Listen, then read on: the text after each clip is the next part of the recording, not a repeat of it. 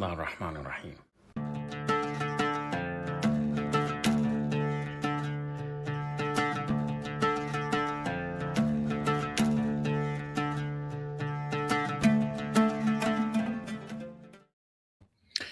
Salam, hello, peace to you all, and welcome to another edition, in fact, the 18th edition of Iran versus the Epstein Empire.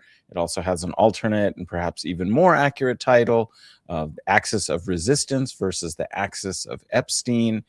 A wonderful weekly live stream collaboration with the co-hosts of Resistance is Fertile podcast. This week's edition, of course, brings them both back and has the benefit of me actually joining again. I was off for a couple of weeks, but enjoyed the program, and I'm glad that it could continue and create the space for this community to come together and continue to learn from one another and benefit from anti-imperialist analysis and psychological support, which is what our friends in RIF particularly can always bring us. So Benji, it's great to see you again. Last time I saw you, the beard was coming in. It was more notional, but now you're a full member of the, bearded Marxist anti-imperialist crew. It's great. You're muted for something, although you're not actually muted, but he's still muted. He's doing something. But you quote me, yeah. So thank you very much, Adnan. It's such a joy to have you back. And of course, you guys are catching me at a very Shi'i moment of my life, I think, as the saying goes. And Adnan, I truly, deeply apologize that you had to clean up the place for 2 whole days after we just, partied on for 2 weeks. Yeah. Like there was no tomorrow.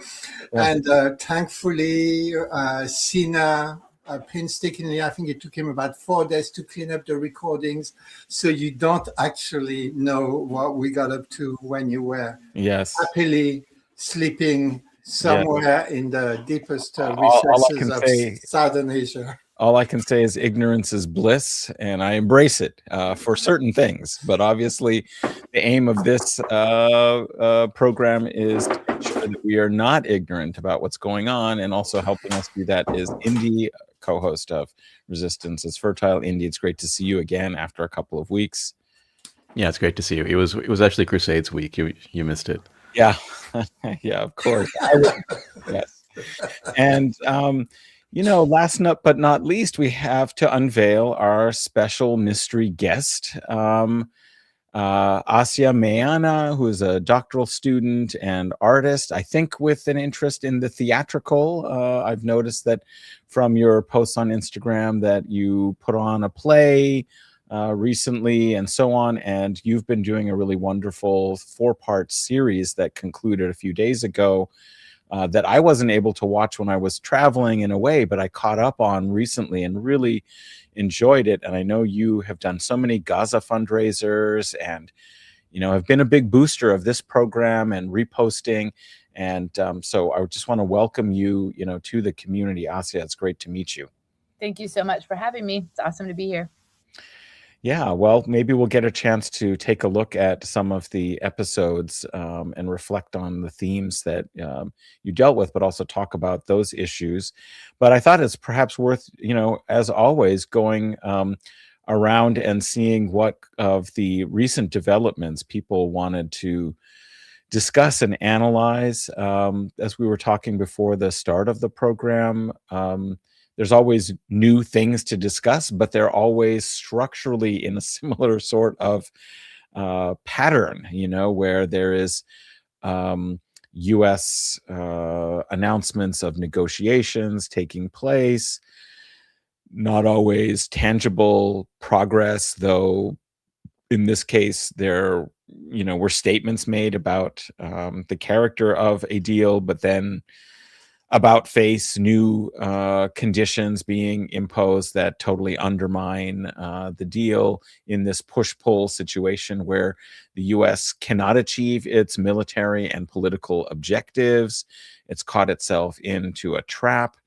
but at the same time, not for just simple, reasons of Trump's ego, but because he is pressured and equally pulled by the neocon Zionists, Israeli pressure, that to make a peace deal with Iran doesn't suit their objectives, and the strategic differences there are constantly creating this bizarre yo-yo sort of pattern. So even though there's new material, it seems to fit into that.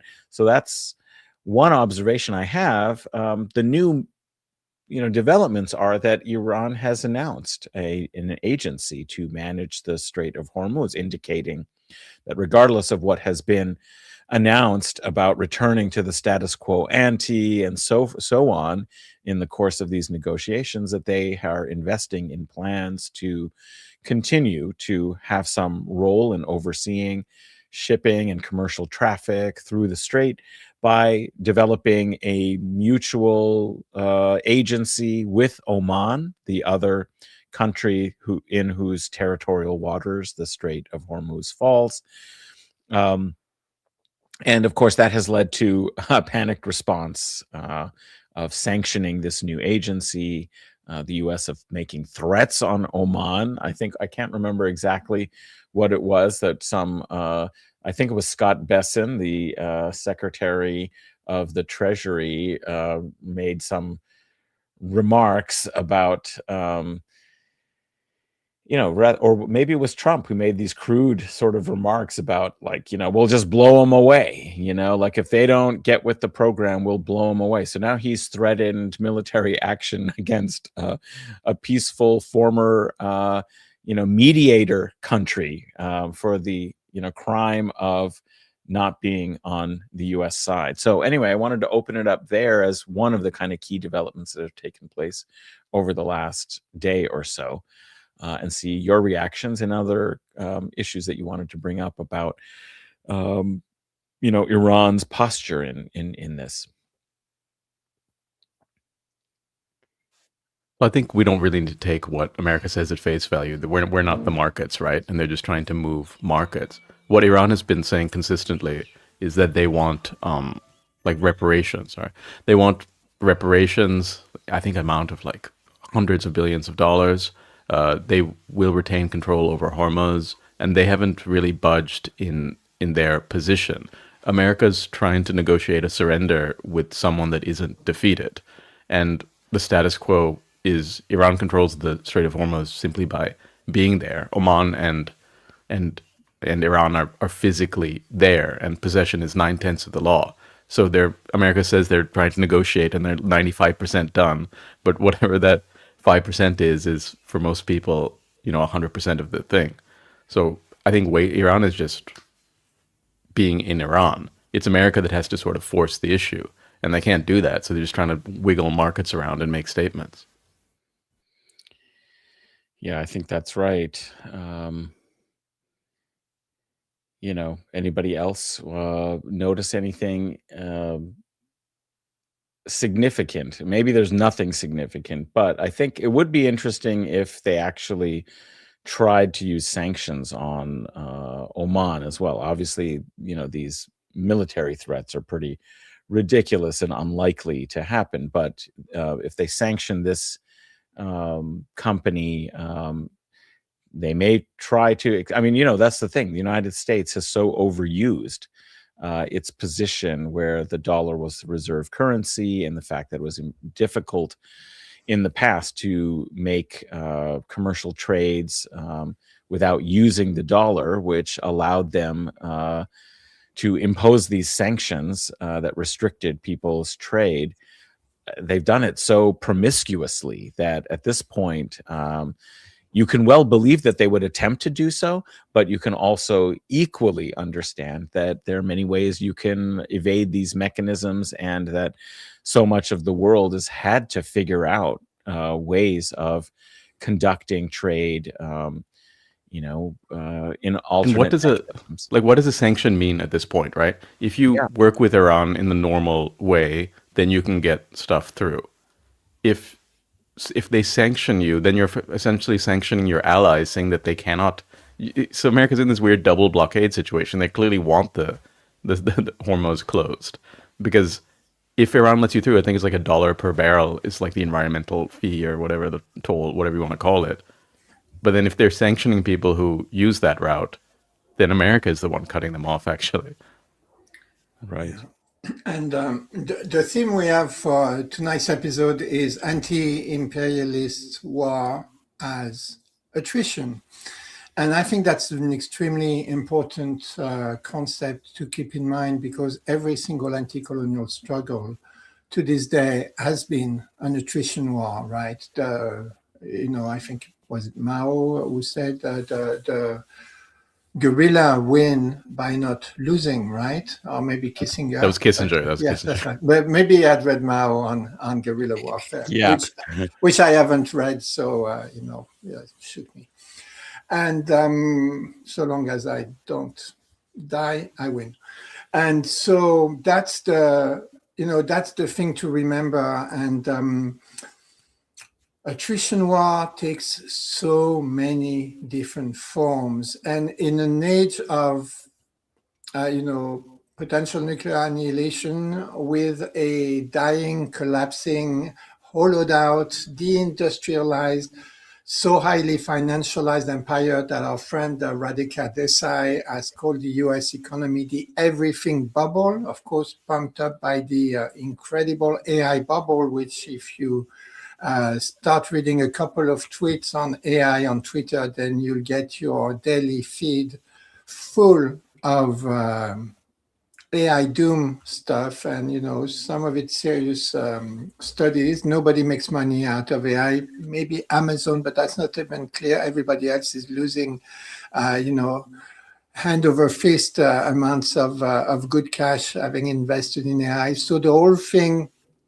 is wobbling on its axis, and it needs to be brought down in such a way that it doesn't lead to nuclear annihilation, but not just that, to unnecessary loss of life, and this is something that I believe behooves us in the global north to be particularly careful about. I think about the glorious Algerian anti-colonial struggle against my home country of France, which, by some accounts cost up to 5 million lives. There is the glorious anti-colonial struggle of the Vietnamese, which by some accounts cost upwards of 5, 6, maybe million lives. There is the glorious anti-colonial struggle still unfinished of the Koreans, which, by many accounts cost, and there I don't really know the number, and forgive me, brothers, but millions of lives again. And there is almost a kind of assumption on our, which is very easy for us to have, who are not paying in our blood, and it's not our family who are paying in our blood, and it's not our hospitals, and it's not our schools, it's not our universities, and it's that is going to cost millions in blood. But I'm seeing the forces of the Axis of Resistance and generally speaking, the anti-imperialist forces the world over are being very economical with the blood of their own populations, to the point that some of us in the global north might feel a little bit impatient because, we haven't been able to do anything to stop the beast from inside its belly. And we almost hope magically that, some people will spill their own blood so as to free everybody, and possibly our conscience and our white guilt, assuage our white guilt for not having been able to do it. But that is, I think, a very dangerous way of thinking, because then you keep on looking at those people who resist materially on the ground in whatever way they do it as potential traitors, right? And they are making a mistake every time they don't frontally fight against empire. And in a strange sort of a way, what Iran has achieved is pushing us to think in this direction, because I think it's clear to those of us, I'm not a military analyst or anything, those of us who follow the reputable military analysts I think there's a good case to be made that Iran has military supremacy in West Asia today. And once you know that, it's like, okay, you have military supremacy, so go at it, get rid of them now. And we forget Meana, and we forget 800 schools destroyed, 300 hospitals, and, the infrastructure that will be destroyed, the infrastructure of the Gulf states, which we may think, well, anyway, they're not real states, they're just a bunch of, Epstein compradors. But that's forgetting the millions of people who have been, sucked into this country to basically serve that local comprador Epstein class, who would actually suffer terribly if the conflict erupted again. So I think it's very important to think in terms of attrition and to understand that, patience is the most revolutionary virtue. And for those of us in the North, in addition to patience, good sense of knowing when to shut our big mouth, especially when it comes to telling people what they should do who are actually doing stuff, and who's a traitor and who is, the pure revolutionary or whatever, would actually help this attrition war in as much as we are actually able to help it here from the global North.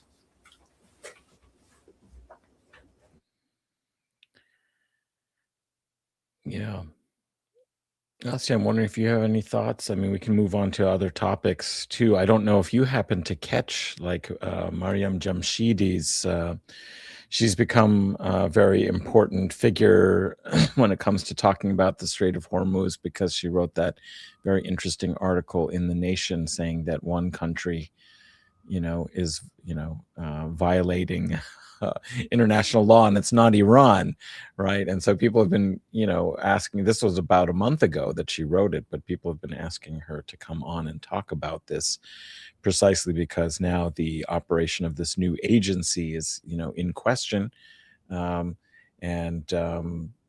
She's been averring that if they provide services according to the treaties that they are actually a part of, there's nothing wrong with them, having charging for those services and so forth. So at any rate, I'm just about the Oman and the Strait issue.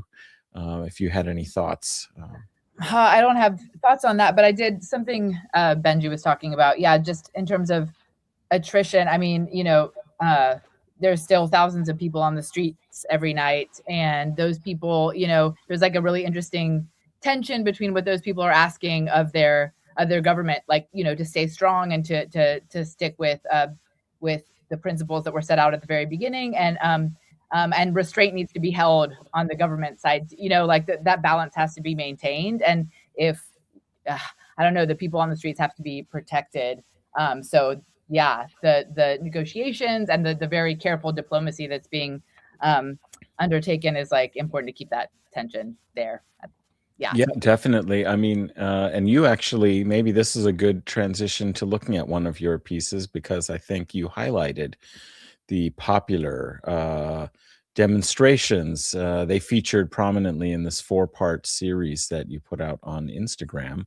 And before we turn to that, I just want to say I forgot at the outset to tell everybody, Eid Mubarak, happy Eid, Eid al-Adha, Feast of the Sacrifice. We're in the second day of that. It's a 3-day holiday. So, if you haven't been celebrating, you still have a day to start celebrating and join us. It's the culmination of the Hajj ritual, the major pilgrimage that takes place in Mecca and Medina. And it's called the Festival of the Sacrifice because it is a commemoration of the passage that should be familiar to Jews and Christians as well in the Bible, about Abraham being commanded to sacrifice his son, and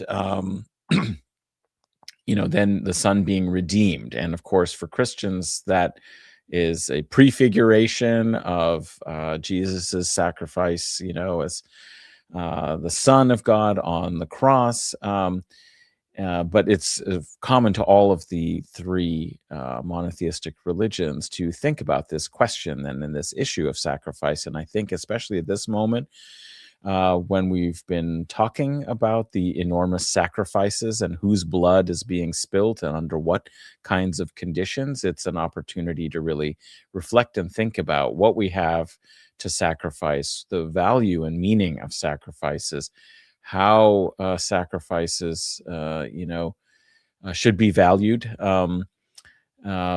So it's timely in that sense. I mean, a lot of this war, the war began in the Ramadan war. We went through one of the Eids, the one culminating. It's a happy festival at the end of the month of fasting, and we've come to the second major holiday. Really, the two biggest holidays have been encompassed in this situation, and in all of those situations, Iran's revolutionary Shi'i theology has had an impact in reframing, I would say, the meaning of these festivals for the worldwide Muslim community, the Ummah, as well as others, in terms of communicating true Islamic values. And as part of the Eid message that Ayatollah Khamenei, Mujtaba Khamenei, made in a recent, I think it was yesterday that this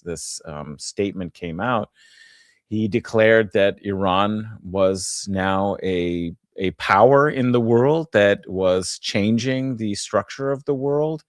One quote from it was that the Muslim Ummah and the nations of the region possess many shared capacities and common interests that will shape the new order and the future architecture of the region and the world.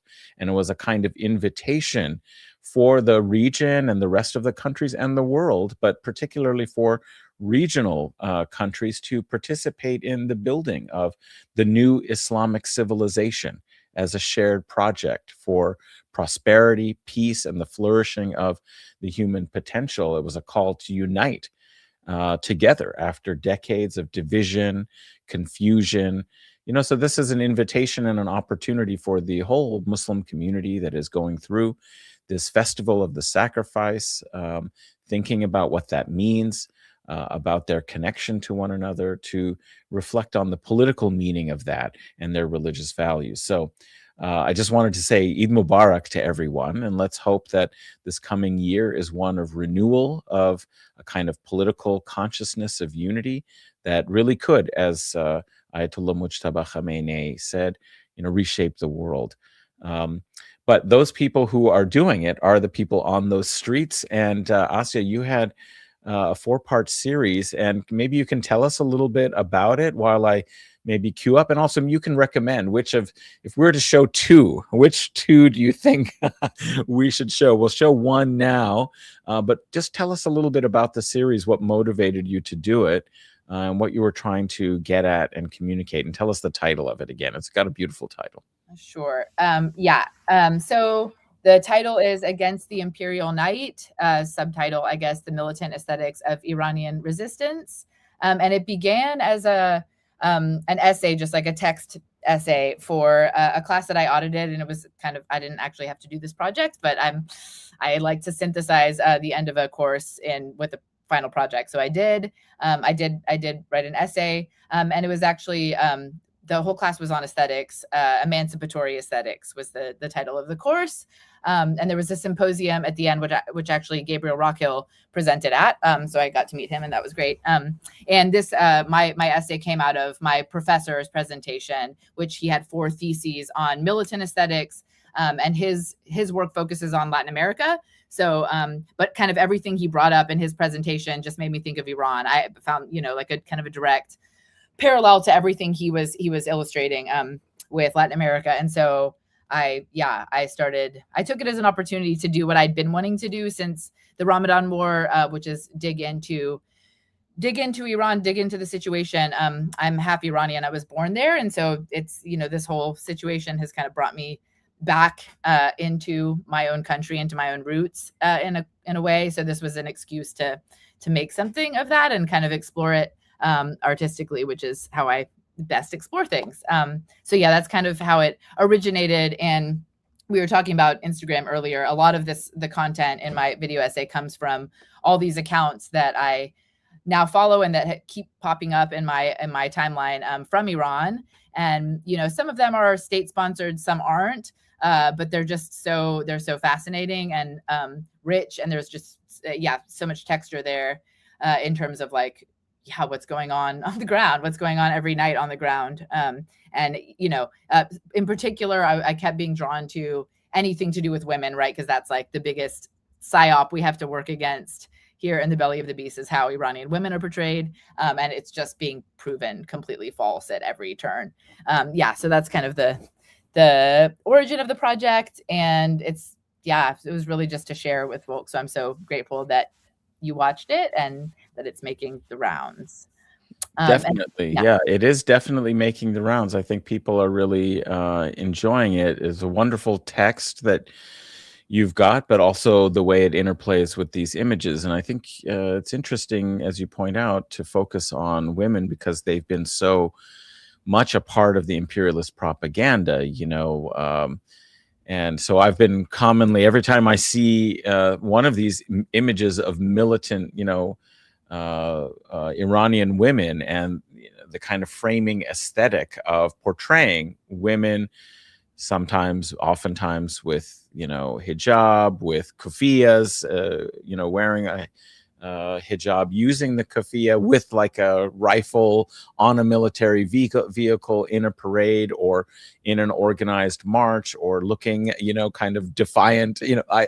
And the fact that these are being circulated, you know, in Iranian social media and for the world to see is really reshaping. I always retweet these and say, woman, life, freedom, you know, just like, okay, we had a certain image and then now look what we're seeing, just to counterpose those. And you use them very effectively. You know, maybe I'm thinking one, I can't remember if it's in the second or the third, but you also focused on a woman with her child at one of these demonstrations. And I remember watching that at the time and really feeling like there was a message being communicated there. Do you remember which part that one's in? Yes, that's in the second one. And that would be one of, if I had to pick one, it would, Okay, so Decolonial Love. That's one of the titles for, so this is part 2. And actually, I'm going to see if I can, is it sharing? No, it's not on stage yet, but let's see. Can I turn on?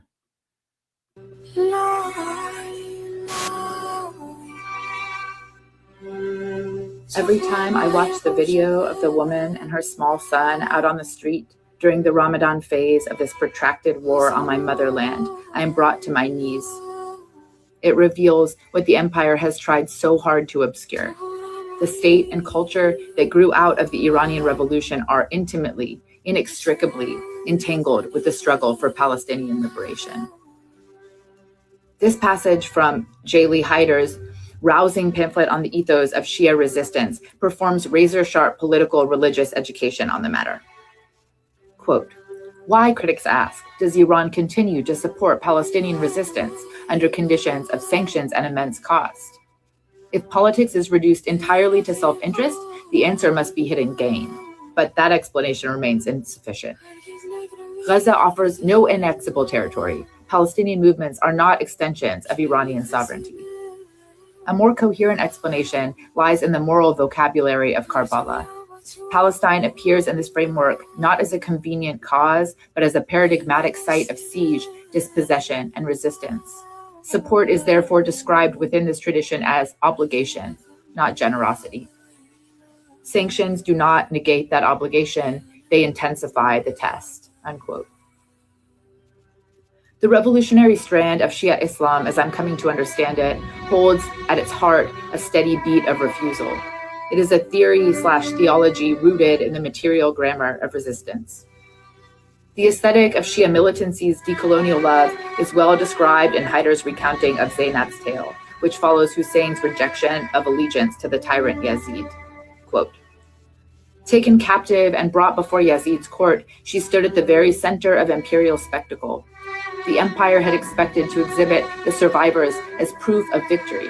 Instead, she turned the court into a site of indictment.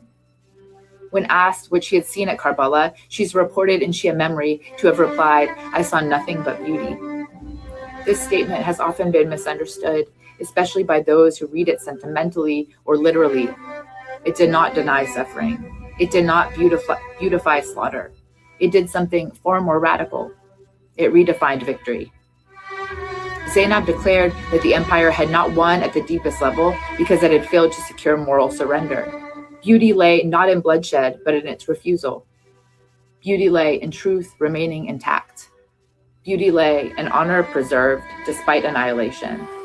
With this, she shattered the imperial narrative of triumph and ensured that Karbala would be remembered not as a military defeat, but as a moral victory. Unquote. As an Iranian daughter, my upbringing was laced with love for Palestine.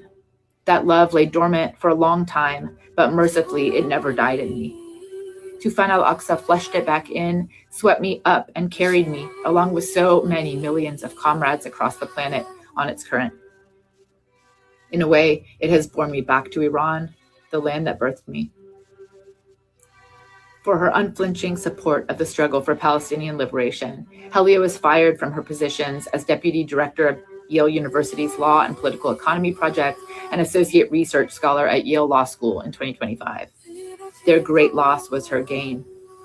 Iran opened its arms to her, and she folded back into its fierce embrace. Love for Palestine, Iranian or otherwise, is decolonial love. It is love that dialectically clutches a dense pit of hate for the Zionist entity within its gut. Around that pit, a small, bright, contradictory contraction of pain, a pearl grows. So too, we gather to negate that hateful, constitutive negation. We wrap around it films of light and color in the sweet and sacred flesh of our collective liberatory love.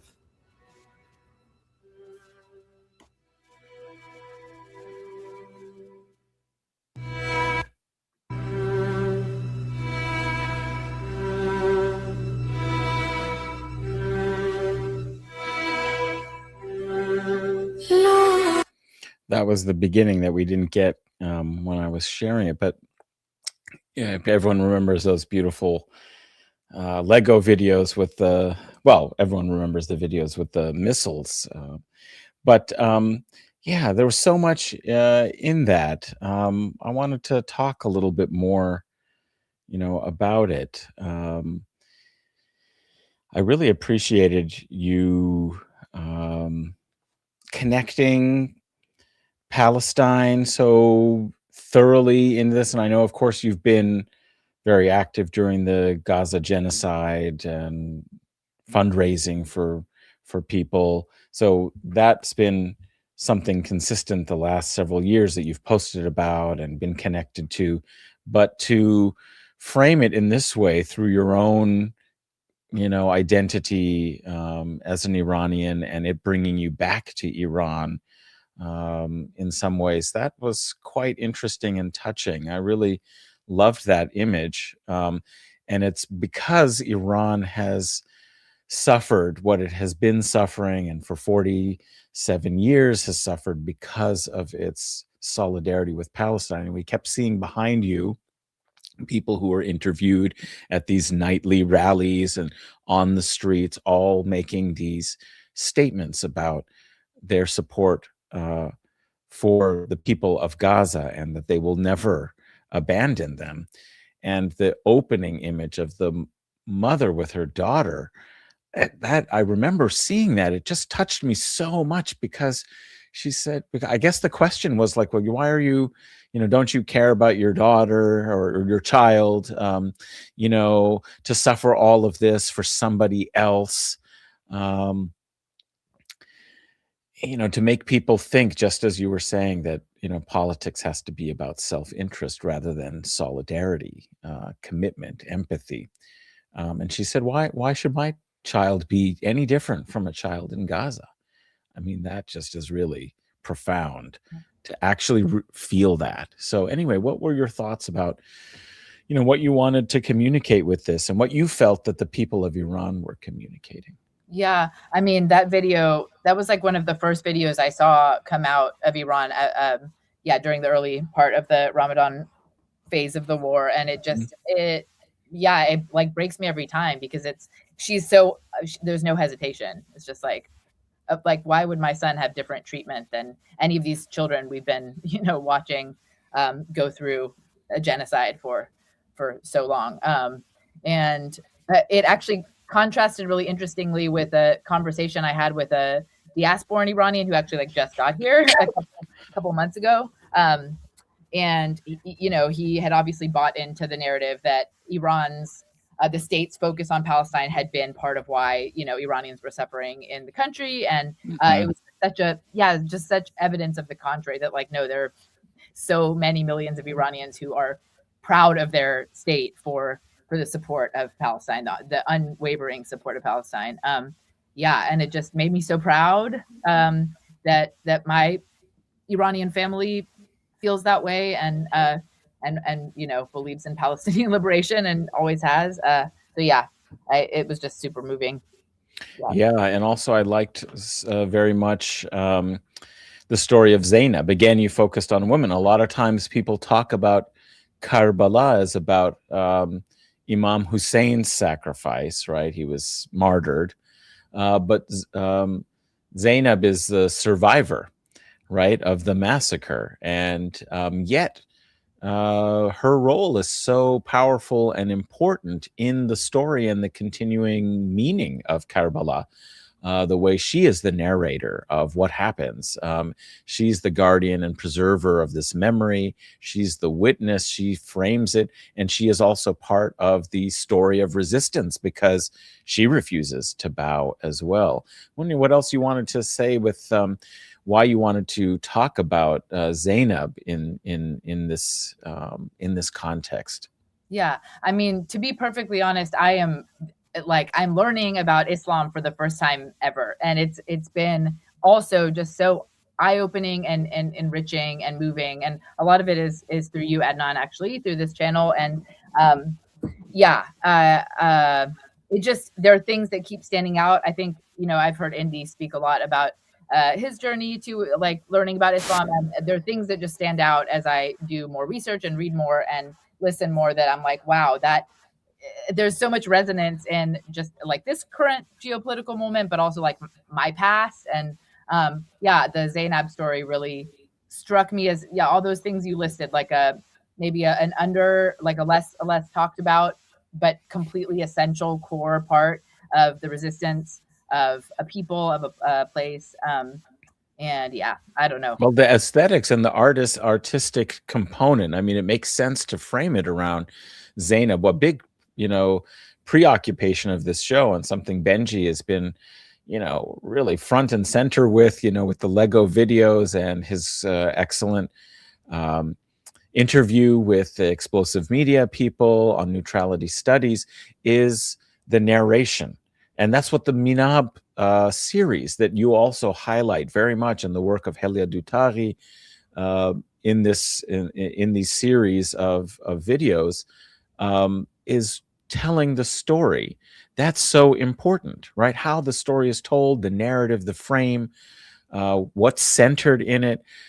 This is really the combat that we have in the information war that has been dominated by the empire, their history, their narration, and there is an insurgency going on against it. So it's so important to think about what are the aesthetics of this new resistance culture that we are witnessing. We have the icons. I mean, I could pull up, Layla Khalid, okay, from the PFLP in the 1970s. She just looks so powerful. It's absolutely iconographic moment from Palestinian national resistance, that era of guerrilla warfare, and that's what we think of. And we have images also of women fighters, in Zimbabwe, right?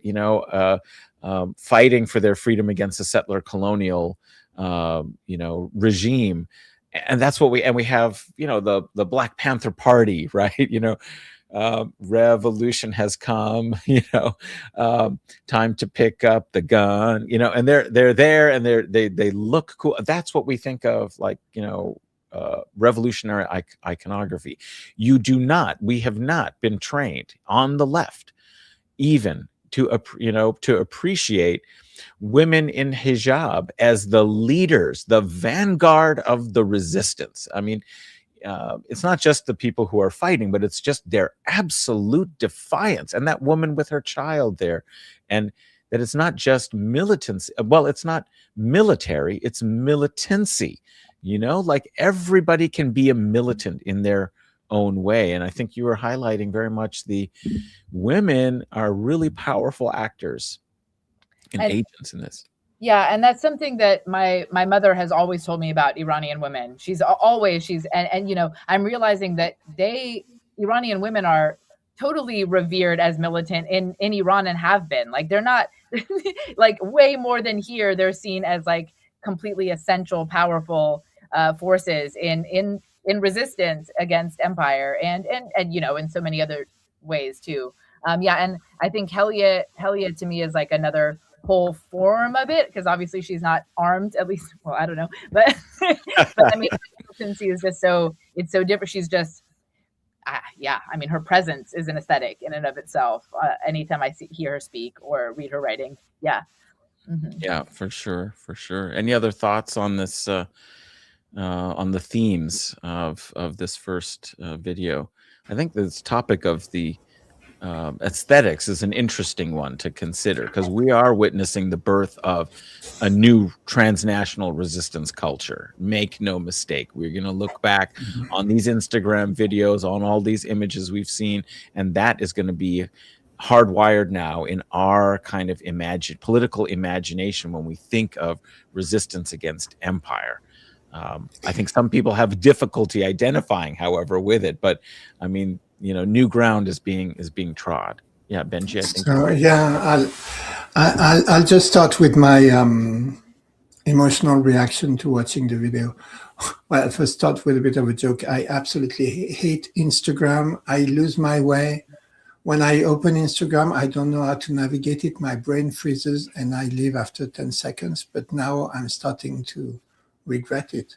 Is there a way you can put your videos on some other medium, please, Asia? So that's the joke. But as I was watching it, I could feel tears welling up in my eyes, and they were tears of connection, recognition, pain, inspiration, and the beauty of it. And I was really struck by the fact that you did something that I don't see people who do these kind of videos do, which is that you blended your image with the background image instead of, as we all do when we do these things, have you full 100%, no transparency. And so it made you kind of part of the picture. And also you addressed something that's, I think, in all of us, Westoids, as Brother Sina calls us, and I think whatever the color of our skin, and I'll let of course, non-white skinned people speak to this, but we are fed with so much BS about other societies. Iran has been a particular target of the most depraved, I keep on saying it, and not out of white guilt or whatever, but it blows my mind that as an anti-imperialist of 53 years now, I walked for decades around with this caricature of this medieval country of, patriarchal, where they hated everything to do with reason and hated women and hated absolutely everything, just wanted to, I don't know what, live in caves. I mean, I'm not even sure I thought that far, but it stops thinking, it stops your curiosity, it stops your interest. And those walls are breaking down, like the other week, the explosive media guys were saying, we've won actually, we've actually won on your, the walls have crumbled and we've broken them. And these days you can't, You could probably spend 24 hours a day watching Lego anti-imperialist Lego videos and not watch the same one twice. Like there's an explosion of it. There's like a mosaic defense coming from all corners of the world, and the Cubans are producing amazing AI videos as well. Even the Palavists are trying to produce some, and in a way they actually strengthen the real stuff. And one thing that I was really struck by when we were talking to, I'll call him Mr. Explosive, somebody said, he's put his name in the Zoom window, but actually the name, as I was told later, in Farsi means explosive guy or something like that, right? It wasn't his real name. And, I kept on asking him this psychological questions that I had spent quite a long time thinking about. And, you seem to really know where to aim and how to go for the narrative weaknesses of white empire and all the rest of it. And every time, and with the most, evocative, natural, not contrived poetry, he would respond something along the lines of, no, we're just speaking the truth. We're just expressing our culture, our civilization. There is nothing contrived. When you were talking about aesthetics before, I was reminded of these old undergraduate debates about is art for art's sake, or should art have some kind of a social purpose or even revolutionary purpose, God forbid. And in a way, you kind of answer all these questions in a way that, art is here to express our common humanity. And I think this is what is making Iran and Iranians and people reconnecting, say, oh my God, there was the whole time, it was already there, this 5,000-year-old civilization that's nothing like anything we could ever imagine, and that we were just stopped from even having the slightest curiosity in. And it has this pulling power, but the pulling power is very, very clever, because it's not like, oh, at last we have the revolutionary vanguard that's going to smash imperialism to bits and, make the running dogs. No, it's like, oh my God, this is almost giving us a path to reconnecting all of us to common humanity. And like even the irony, there's always something sweet and tender in it. And there is something very special, which I think, at the psychological level speaks to that kind of war of attrition. War is, well, Mr. Explosive said at the end of the video, the only way to peace now is through war with this. I mean, what can you do? You can't sign a peace treaty with the Epstein class, because all they're about is, eating babies and bothering them and sex trafficking their own children. So clearly we can't. And, even defacing satanic rituals, because they're even cosplaying that. They're not even, respecting the proper satanic thing. And I'm sure the Satanists are up in arms about it as well, if you believe that.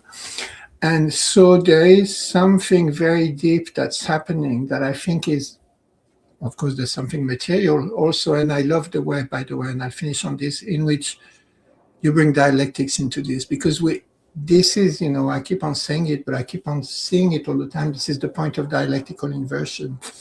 And my audience, of course, is, people from the global north. We have nothing to say to people in the global south, no advice to give them. We have to learn at their feet and support them in whatever way. And by the way, if your name is Fergie, know that solidarity is about giving, and you can give everything you can. You should give until it hurts, by the way. You should sacrifice as well, whoever you are. And if it's $1 that hurts you, give $1, but whether you give $1, 10, 100, 1,000, 100,000, 1 million, 10 million, 100 million, $1 billion in solidarity, it never buys you anything other than being in solidarity with justice. It never buys you the right to tell people how to speak of their enemy, how to not speak of their enemy, and much less what to do or what not to do, especially when it comes to shedding blood. So thank you very much for this. I don't know if I'll be able to cure my Instagram aversion, so I'm going to claim white privilege and special treatment. Please, please, please post your videos somewhere else so I can. Maybe they can still be shared on X. A link to the Instagram on YouTube. video. I put the whole thing on YouTube also. I just Okay. Well, you should give us. Okay, we'll watch it there so we can. I think Benji is capable of navigating YouTube since he's had a channel and is currently working with Indi on Resistance is Fertile. So I'm even able to get banned. Benji's gotten banned. He's just using mine until it gets banned. I like how Benji's mad that they're not doing Satanism properly. Like that was a real. I'm not mad, but I know they're not. I'm that's worse. And for a while, I wanted to learn about Satanism, not because but I thought this is weird that people could really do this seriously, and they have actual books and it's all codified. And I can tell you, these people are absolutely, they're cosplaying even that. Yeah, they're not even doing the Satanism right. I know. But when I was watching Asia's piece, yeah. So Chase said like a revolutionary is motivated by love, and that feels like a contradiction, I suppose, to a lot of people. But then she also talked about contradictions where you have love for Palestine and then a hate for Israel in its gut, and that stuck with me because Benji and I have been doing a course on which incorporates Marxism. I've been pretending to know what dialectics means for years. I think I'm starting to get it, but. It's interesting. So I mean, in the course, someone said that Mao said some contradictions are like an egg, where there's life within it, and then some contradictions are like a stone. And I, of course, grew up in the West, where you have almost this Star Wars idea of revolution, but then inside you are the empire, and that contradiction. We were told it was an egg for a long time, but it's a rock, and you can feel that in the pit of your stomach now. And we were talking about narrative changing, and yeah, I think the story is changing. And what changes about the story is kind of the subject. For a long time, Iran has been an object of history. Oh, we need to do this for Iranian women, or we need to do this for Iran, or even Palestine. Even within the people who are like pro-Palestine, there's still this idea that Palestine is an object. So even someone like Francesca Albanese, she's taken her lumps. I don't know. There's lots of people like that. But they'll still say, oh, we support Palestine, but we condemn like whatever's happening in Iran, and we condemn the resistance. So it's still this idea that freedom is something to be given by the subject, which is a white subject, to other people. And Iran is really changing the subject of history. They're saying that, no, we have agency. So we're talking about Hormuz earlier. Like, if you talk about it with the West being a subject, then you have all these debates about this and that. But with Iran as a subject, what they've said has not changed. And they've said, this is our land. Like, we've been sanctioned for 45 years, and now we have some control over what passes. And we want reparations, and we want dignity. What they're fundamentally asking for is just dignity and respect. And they're the subject of history now. And I think we're at this moment, what Gramsci said, like, the old world is dying and the new world struggles to be born. Now is the time of monsters. It's been 100 years, and history repeats this farce. What I say is now is the time of morons. I think the people in the West just actually don't get that they're not the subject of history anymore, and other people are speaking. And the problem, as Andre Marcianoff always says, is you can't tell morons they're morons because they're morons, right? Yeah, interesting.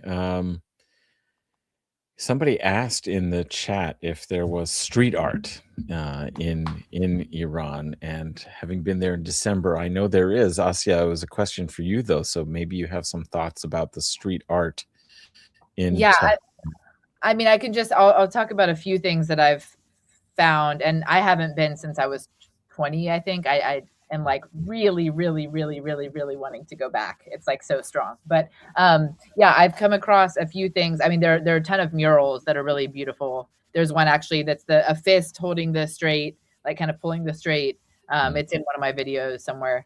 So I've seen just a bunch of really beautiful mural work, and that are obviously sanctioned, that are allowed to be done because they're very detailed and gorgeous. I also found this artist Mirza Hamid, who is decorating wreckage with these beautiful paintings of figures, these red figures.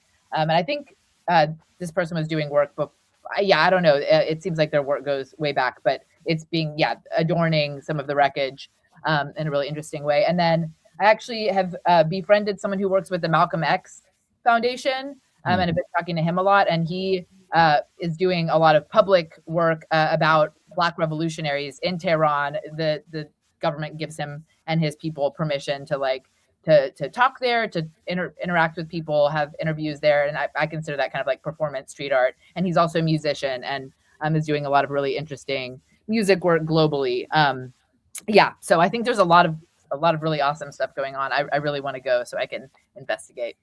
Yeah, I think it would be really fascinating for somebody with artistic orientation to document what's happening, because in general, though, I mean, I think one thing that I was very impressed with about Tehran, which isn't like a beautiful city in its architecture, it doesn't have a lot of medieval and early modern grand mosques and architecture from that period. It's not a very historic city in that sense. It's a 19th century capital, like it's not Isfahan, it's not Tabriz, some of these previous capitals.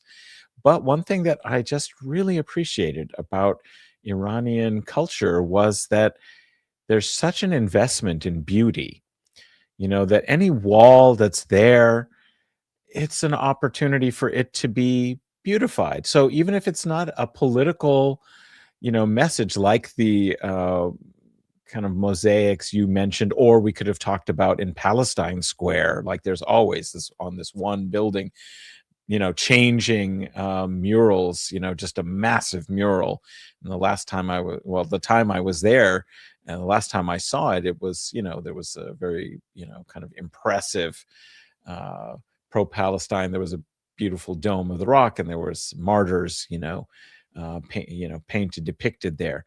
So there's all these political murals, but sometimes it'll just be flowers, because why look at a, kind of concrete wall when you could look at beautiful images of flowers or tulips or roses or something. And so there was just all these wonderful kinds of urban beautification that would take place just because people, want to appreciate and be surrounded by beauty rather than not, if you can. And that's just a wonderful thing that makes the city. And you have to think about like what sanctions have kept from us, right? Sanctions have kept, because a lot of the architecture geeks I follow are really into Iran because of what Iran does with brick and with essentially not concrete. And I mean, even Sri Lanka, like our one functioning refinery was actually built with a lot of help from Iran. And like you think of like sanctions, it doesn't just affect Iran, right? Iran is a major part of this region, and we've been kept away from all of that. And now, as the subject of history changes, Iran is back, right? Like Iranian culture is back. It was always there, but for the rest of us who are really sanctioned out of it, like it's great, and we're like learning. It's also a nice positive way of thinking as the narrative changes. What is the Western narrative we've got? Like blue jeans and VCRs and rock music, which is all fine, but it's all very like hedonistic and individualistic. And even in the way Iran fights, we're seeing a collective, a society, people living together, people fighting together, people dying together, and it's quite inspiring. You think of like this, they talk about Hormuz being closed, but to me it's open, right? Like to me the floodgates are open.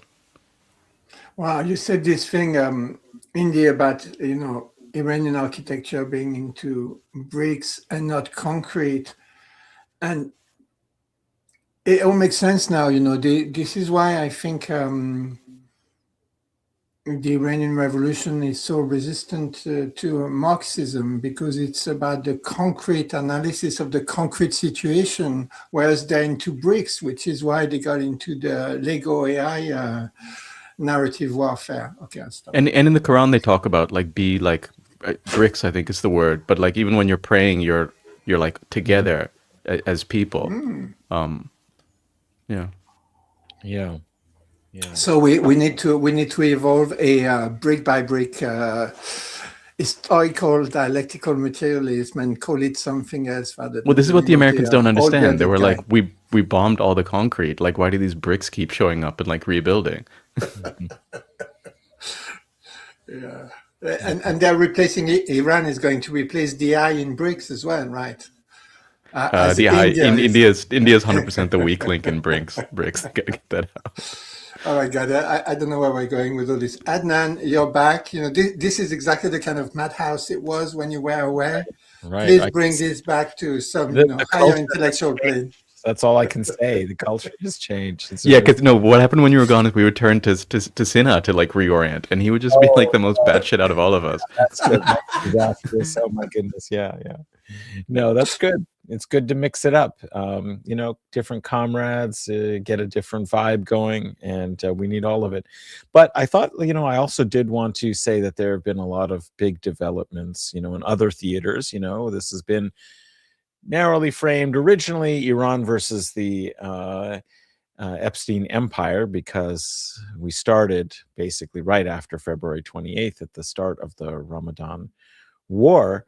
But of course, in reality, it is Axis of Resistance versus the Axis of Epstein. And so we should cover a little bit of, what people are noticing about what's happening in the two other major theaters. We notice that Israeli violence in Gaza has stepped up dramatically, and we've seen, which is a sign of their frustration. Like whenever they're frustrated, they like to kill children somewhere. It's a pattern.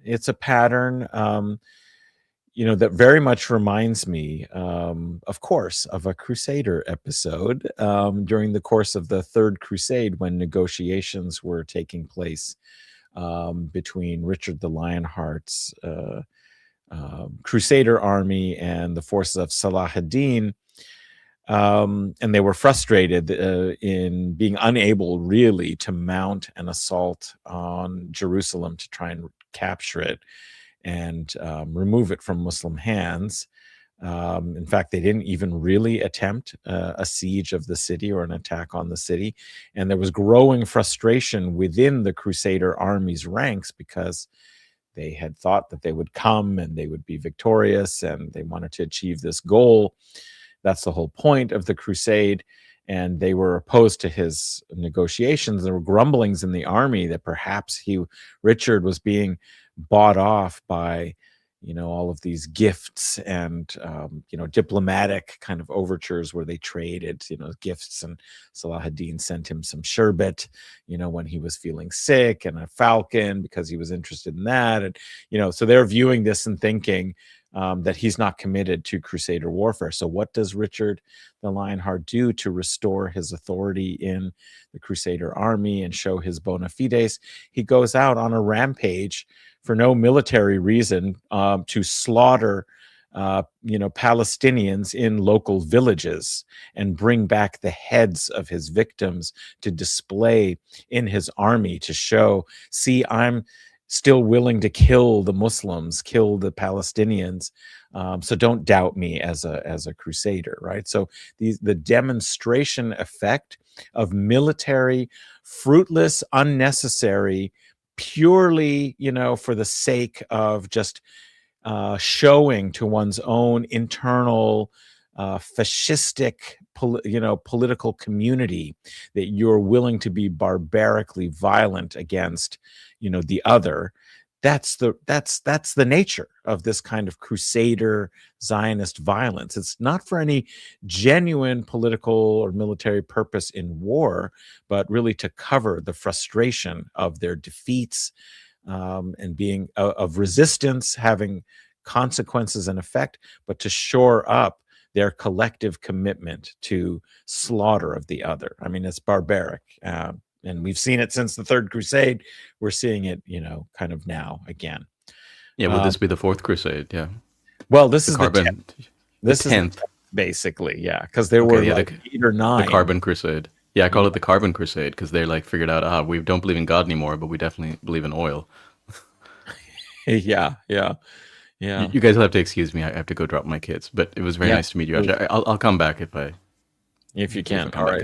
Yeah. Here. Okay. Well, thanks, Indi, for dropping by. But I wondered if anybody else had anything they wanted to say about what's happening either in Gaza and the escalation of attacks there, or also what's been happening in southern Lebanon, where there have been some pretty amazing feats of the resistance. That's actually just been so amazing.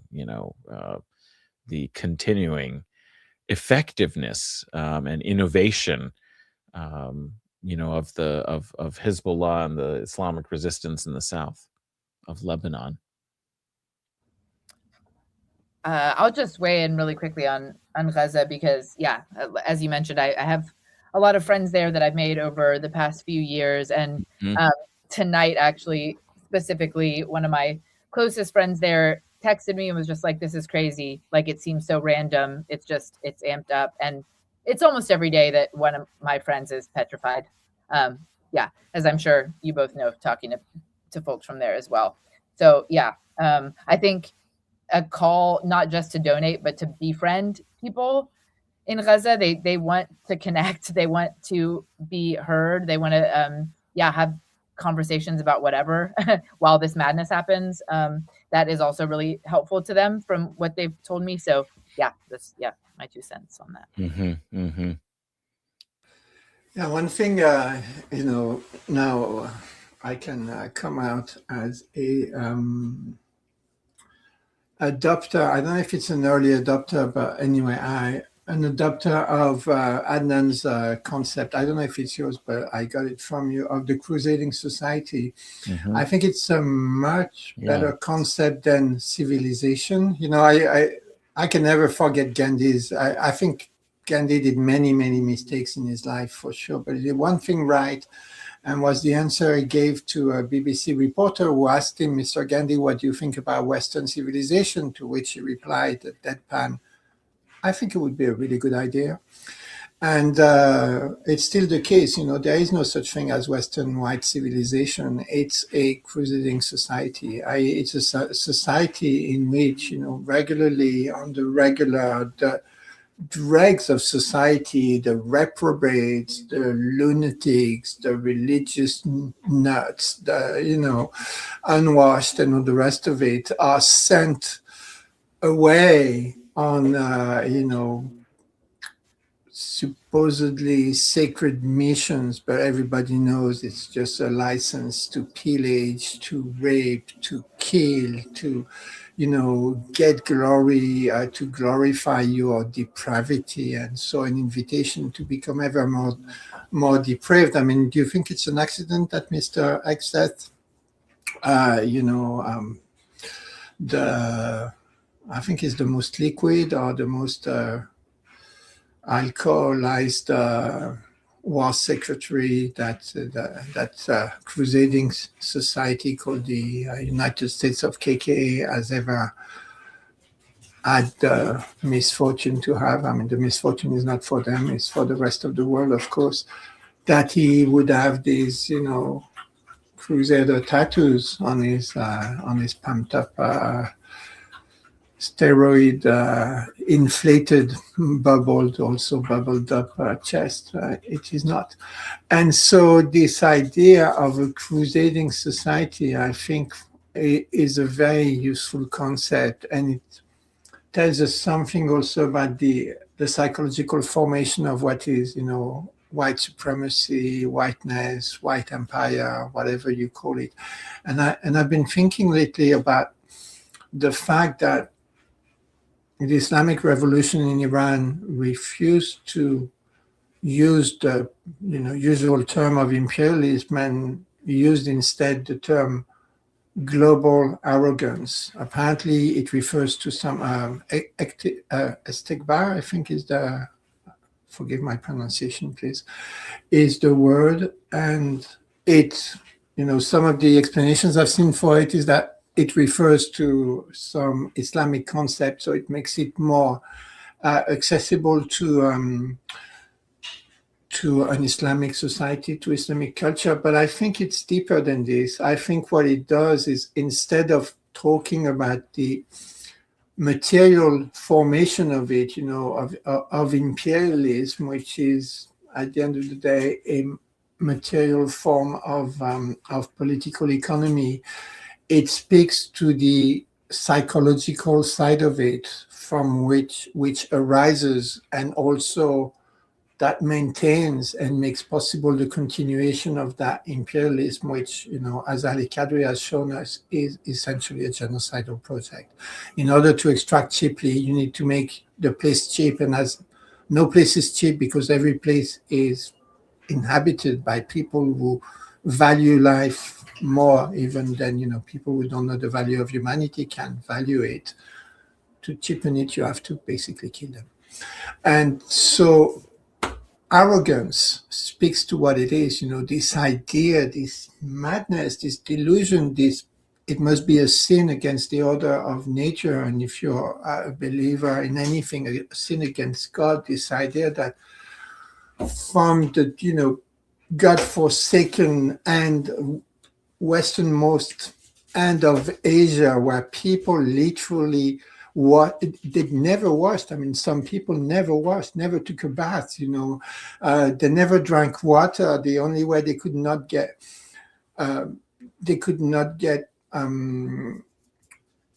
infections was by drinking fermented water, in other words, alcohol. So they were all a bunch of drunks. We know alcohol makes you violent. So violent drunks, beating their wives, beating their kids, living famine to famine, crop to crop, never washing, and then you send them away on illuminated missions. Yeah, it is a crusading society, and what we have in Palestine is the Jewsading, as Brother Leif Maroof calls it, distortion of it, or rotten fruit of that very same thing. But I think it's very important, especially these days where you see some strange ideological formations rising, trying to blame it all on the Jews. The Jewsaders are part and parcel and a branch of the crusading society. They are basically, doing their own little version of the crusading society, the same way as the evangelists did, the Mormons, the whoever, the hell you want to call it.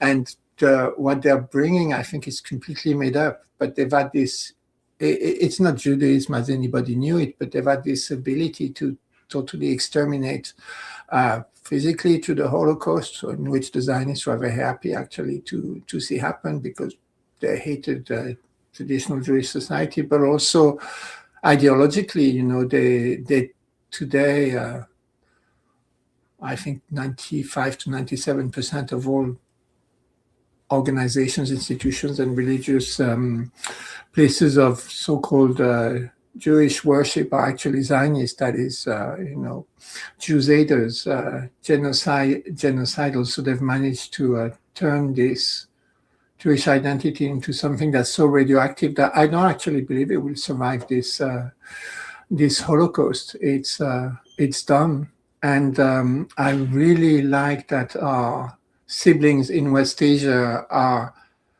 being very firm on saying, this is your problem, If they want to call themselves Jews, then, get the Jews out of West Asia. If you have a problem with this, it's all white-on-white violence. Why should we ever be accountable for your past crimes and your racism and your past, white-on-white violence? Something for you to sort if you want to sort it. We want the people who are killing us in the name of Judaism to take the hell out of our country. And my dog says I should shut up. Yeah, well, one thing you said about my dog is a Zionist. Clearly, yeah, but is about the cheapening. The whole goal is to make everything cheap so that it can be exploited in capitalism. But what makes things expensive or raises the cost, which is going back to your point about this being a war of attrition, is of course resistance. So resistance, refusing to allow yourself to just be exploited, to be subordinated, to be the cheap fodder for the extraction and the extractive processes, it raises the cost. And that's at every level. What we're seeing is Iran's resistance is raising the cost of this entire imperial system. And that's why it was a brilliant stroke to use the Strait of Hormuz, this important choke point, to sanction back, as it were, the rest of the world, in the sense that the cheapening, the cheap kind of flow of oil and shipping and goods under this imperialist capitalism is only possible if there isn't resistance. When resistance emerges, it raises the costs that make this exploitative, inefficient, and inhuman system actually harder and harder to implement. And so I think that's kind of an important point, is that how key resistance is in the kind of political economy of empire. It's a cost that could become high enough that it then the system no longer works, because it's built upon this kind of exploitation. So also, of course, all the other kind of points is that it's very important to recognize in some fundamental way that the Zionist state of Israel is basically a reincarnation, of the Crusader states of the medieval period. That's a very close analogy. And, one thing that brings them together so closely is that other settler colonies were, products or projects of nation states that were colonizing. So Australia, US, Canada, these, that was a product of British settler colonialism. Algeria was a French settler colonial project.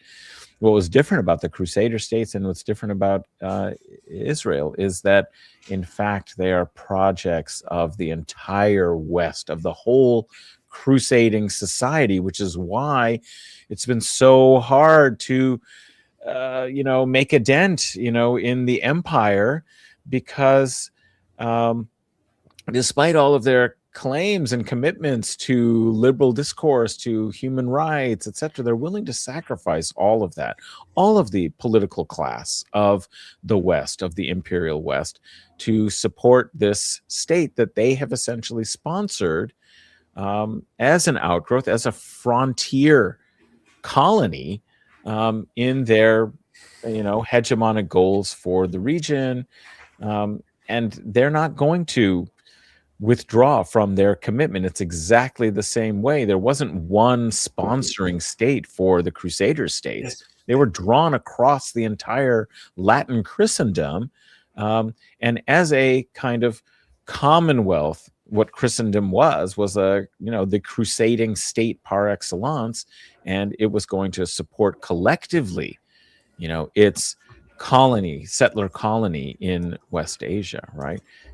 So that's something that shows you that there is something very closely connected in the imperial imagination about wanting to have this frontier settler colonial state as the kind of vanguard of the imperialist hegemonic project, in the region.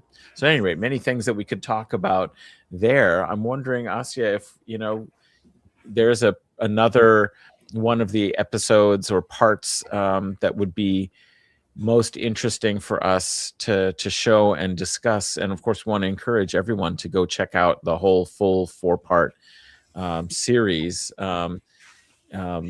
But which one would you think, like, especially, I don't know, maybe the theme of aesthetics and revolutionary art, or at least an artistic way of framing and thinking about what this revolutionary moment of resistance and militancy is doing at a kind of cultural level. What might illustrate that best, do you think? Let's see. Or if that's kind of too tall in order to figure out which of the other ones do you think is the most useful for us to watch, or favorite of yours? I think I like the last one best, because I don't know. A lot of it is Helia's words, but right. So I don't know. The third or the fourth would be fine with me. Yeah. I liked the last one too for that reason. Maybe we can share that one. Let me see. Just to say, I've got only one tissue left, guys. Okay, well, I mean, you have to have a supply of those. Alongside and entangled with her stringent, vital scholarship, Helia makes a documentary series that lifts the testimonies of the people of Minab to the foreground of the discourse where they belong.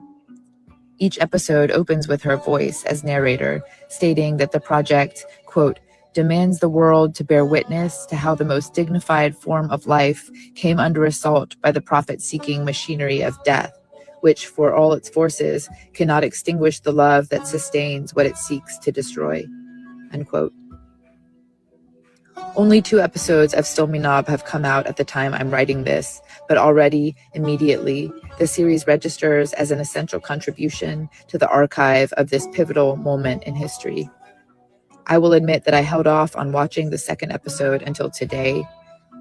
I knew I wanted to do so for this last section of my project, but the 1st episode was intensely painful. It wrenched me in a way I didn't think possible after nearly 3 years of live stream genocide. Maybe this is because the humans in Minab are even closer kin to me than are those in Gaza. I am made quite literally of the same materials as those martyred children and their parents.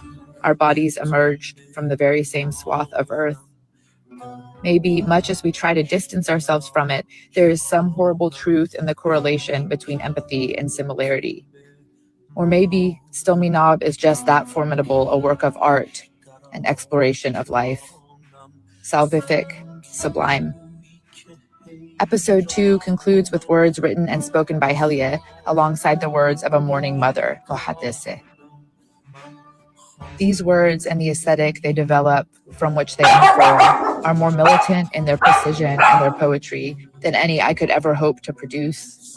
They carry more life water, more tears, more bite and breadth and beauty than mine ever could. It is a deep honor to have taken them into my own bones and to transcribe them here. Helia. Accountability begins with truth, the one that lives in the mothers and women who carry within them the power of life and resistance in a way that is unshakable, who share a life-giving love with children that grounds an eternal remembrance of who they were and demands justice for the futures lost, for what they could have been. Even as they hold a pain words could never articulate, a loss that could never be rectified, they carry their martyred children, lift them up for the world to see that their sacred lives exceed the imperialist death machine. The mothers carry life. They give birth to and raise up lives that carry forward the struggle for liberation. They renew the life of the land from which they themselves were born, to which they belong. A belonging, a love that the imperialist death machine can never destroy. They are the roots of the tree that the death machine tried to burn down.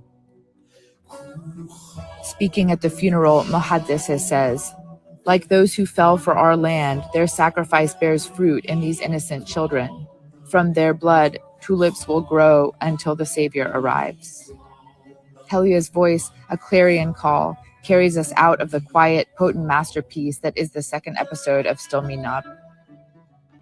Imperialism fails in its world-destroying aims, for it confronts an irrepressible contradiction. Its eliminationist violence only seeds in the targeted lands and peoples a resistance with even deeper roots. The mothers of Iran, like the mothers and women of Palestine, Lebanon, and Yemen, are the primary life givers to liberation. Not only through the birth of children, but through the reproductive care of humans, of land, and of love itself. So this is to honor Mahdieh and Amin, but it is also to honor Muhaddiseh, their mother, and the mothers and the women of Iran who carry the resistance forward, not despite the death machine, but against it, with every seed they plant, with every meal they share, with every child they raise. The Ahmadzadeh family practiced the deep logic of liberation. The bomb could not destroy the soil. The missile could not bury the name. And from the same earth, something sweet will grow.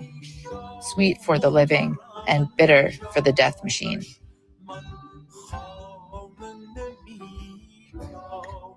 Over the past few weeks, by almost accident through the ether of the internet, I've made a friend in Tehran, the city where I took my first breath. He studies and teaches about Black American revolutionaries, makes music with like-souled comrades from all across this big, strange planet, is conversant in the thickly detailed, million-layered Iranian way about everything from hip-hop culture to meme culture to psychoanalysis. When we talk on Telegram at odd hours, I let him dial the Zoom slider from the geopolitical macro to the intimate micro. Our scars, our tastes, the people we love, the wonder and worry and rage we felt and lost and relocated over our years. He tells me of his awakening a few years ago to the potency of our country, to the religion that infuses its ancient, dignified mode of statecraft, of war, and of resistance. Islam, the pungent brew imbibed by so many vanguards, shoved the sick cloak of US-Israeli propaganda off his shoulders and reached him, saved him, drew him back into the righteous people's struggle for liberation. Raw and ravenous from my own recent awakening, I see how all this makes him glow. In my eyes, he is luminous as an alien moon, one of so many glittering militant orbs piercing through the ink-black imperial night. The materiality of me softens, opens, inverts around the light. I think of martyrs. I think of all our precious martyrs. These thoughts turn to prayer within the matter of my beating heart. If I follow him, follow them, I pray, I too might reach such beauty.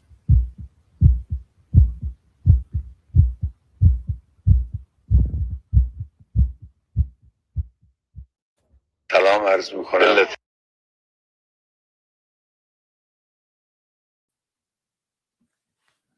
Yeah, I think you need that extra box of Kleenex, Benji. I mean, anytime you bring up the Still Meana series and, of course, what happened in Meana, that is a very painful reminder of the cost of this imperial aggression, the U.S.-Israeli imperial aggression.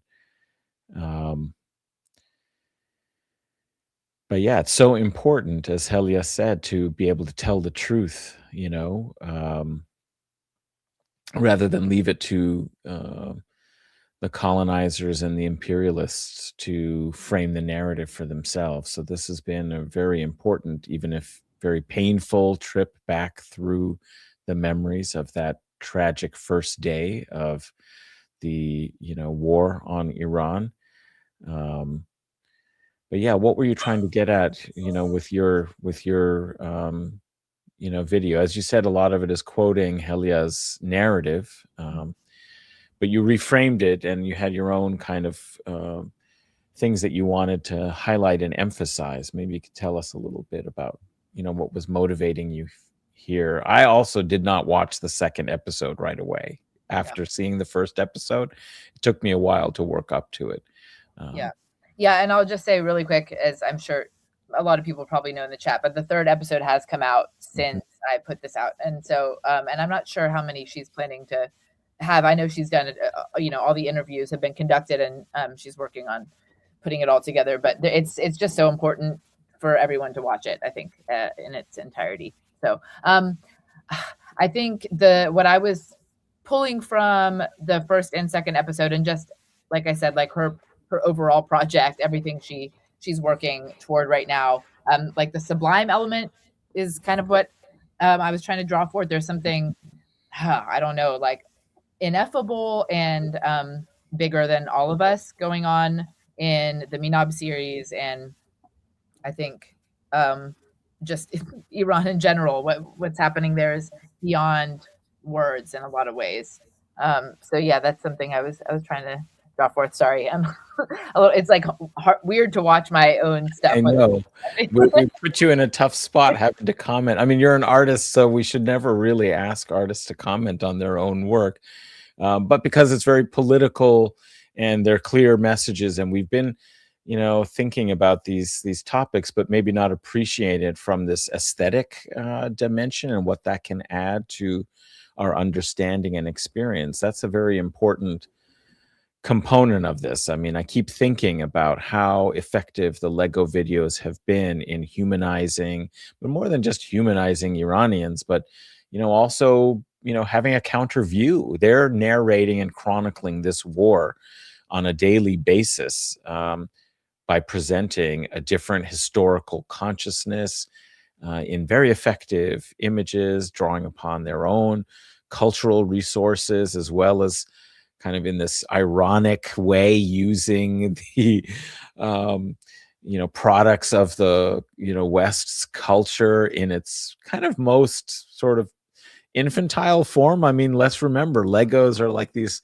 things that little kids like to do so that they could build things, and they then created a whole cultural world based on these kind of simple, you press these two pieces and they stick together so you can make things, right? I mean, and then the fact that there are Lego movies, animating the products of little kids play, but they've raised it into this kind of sublime, as you're pointing out. Like, the sublime is really something, it's a great word and a great kind of mood or feeling for what we're kind of experiencing when we watch these, but they've turned it into a sublime political art as well. So there's so much that's going on here that's going to have consequences and effects, also psychologically. And so, Benji, you might have some kind of thoughts about this, how these aesthetics, how the images, the way that they're reframing our experience, understanding of these narratives,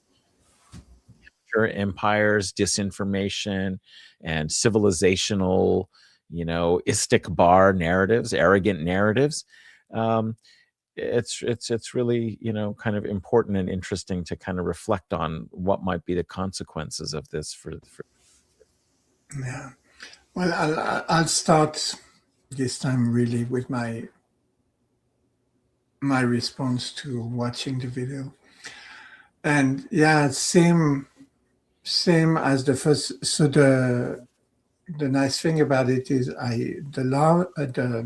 the tears well up, but it's not like the tears of despair or tears that I have to wipe off my eyes or anything, which is nice because I have only one tissue left, as you know.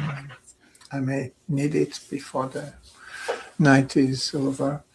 But what I'm struck by, how can I say it, like the immediacy of the connection with common humanity once more that I experienced watching this video of yours, and two words, I think they weren't Elias, but yours, you say, I am left, I'm not sure the beginning of the sentence, but the words that, I'll say it as I remember it, I am left raw and ravenous. And as I was reflecting upon my experiences, there's something very raw about the connection to this humanity, and it's also humanity in danger, like it's the target of our own genocidal impulses, right? Like, it's my inheritance, it's in my attic, this is what my ancestors have gifted me. It is the case, right? I even have, and the ravenous piece also is very important, because it's like we all, I think all in the West, we are, we started talking with Indi as we're riffing around about what is the, the psychological side of that life extinguishing machine, unthinking machine, unalive machine. And it's turning your psychology, is fracking every single human experience, fracking social nature, as Ali Kadri calls it, and sucking us all into a black hole, but actually it's more like a white hole. And Brother Alchemy, with whom I do the Dialectical Sandbox series these days, says, yeah, and he used to do physics. So he said, yeah, white hole is very interesting because it doesn't suck things in, it actually throws things out, which is really what we white people have been doing. But it leaves us ravenous because we all feel there is nothing in there. There is no there. There is no connection to anything. There is no connection to the land. There is no connection to spirituality. There is no connection to anything. And so there is this hunger for something. And tonight, something really interesting happened. Like we had two trolls, I think, like chemically pure trolls, like I don't remember us having on this show before. One was a kind of porn mongering troll, spouting out the most, disrespectful stuff about you as a woman being here on the show, Asia. And the other one was someone saying, Islam needs to be, every single Muslim needs to be exterminated. And it really goes back to the two, like you were talking about psychoanalysis before, and Freud, projected onto universal human psyche this idea that every single human unconsciously from the moment of their birth wanted to kill their father and have non-consensual sex with their mother, right, which he put at the heart of the structure of the human psyche, universal. And, if you take a few steps away, a few decolonial steps away from that particular projection, it's very easy to recognize if it's an unconscious, it's the unconscious of the white man, right? Going back to Africa, wherever humanity came from, killing your father and then, having this non-consensual sexual intercourse with your mother. And then you have Freud's nephew, Edward Bernays, reading the work of his uncle and going, oh, so now I know the two prime movers of the unconscious human psyche, non-consensual sex, available female bodies that you can do whatever you want with, on the one hand, and this overpowering violence, genocidal violence, homicidal violence on the other side. And that gives you the whole history of Hollywood really right there, and the whole history of Western advertising. And what Iran is doing is it knows deep down, because it's a very old civilization as opposed to that crusading society that is not a civilization, that these are not actually the roots of the human psyche. The roots of the human psyche is found in recognizing myself in the other and still as being different from the other, but the same and different. That is the root of everything. And when you recognize this, you become a conscious human, and you also become a human that realizing that you are part of a larger set of sames as you, but different. So you always have this dialectical tension between same and different, which the crusading society, since the days, I think, of the so-called reconquista over the much more advanced, Islamic world, because the Christianity had turned the whole of Western Europe into a pit of, they don't call the Middle Ages the Dark Ages for nothing, right? And recognizing that common humanity and connecting back with it. And when you put it in those Lego videos, and apart from the fact that, if you're aiming at America, you're basically speaking to a society, 54% of whom have the reading level of 6th grade, but that's American 6th grade, right? If you know anything about the level of education in America, you know that American 6th grade is probably Iranian 4th grade. And it used to be French 5th grade. Now maybe France has graduated to, certainly being as stupid as I don't know. In math, was it Definitely in math. Yeah, guys, I went to America for 9 months when I was 14, and I was put. I couldn't speak a word in English. I was put in a high school, and I never had to do any work at all the whole year I was there, because every single thing we were looking at, I had done 2 years earlier, honestly, and I wasn't a very anyway, I wasn't working very hard those 2 years before.